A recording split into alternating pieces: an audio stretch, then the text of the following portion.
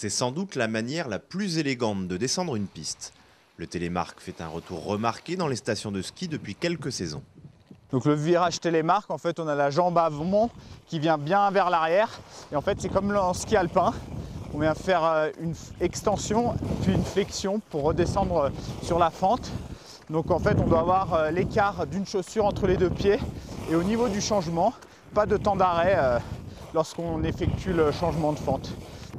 Oubliez l'image un peu désuète du ski tranquille à papa. L'évolution technique du matériel ces dernières années a aussi profité à cette discipline. À l'aise sur piste ou en poudreuse, le télémark est également extrêmement spectaculaire en compétition. En épreuve de sprint ou classique, le télémark regroupe toutes les disciplines du ski sur un même tracé. Un slalom géant où le virage en style télémark est obligatoire, un saut avec une longueur minimum à atteindre et une réception là encore avec la fente, l'écart de pied du télémark.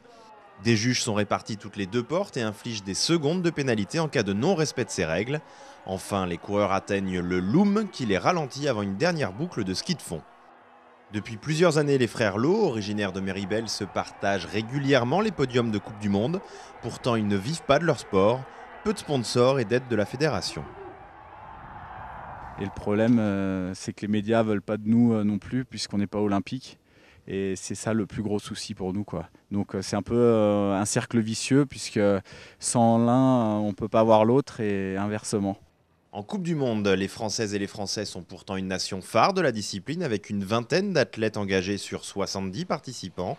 Et les succès des frères Lowe attirent de plus en plus les jeunes vers cette discipline.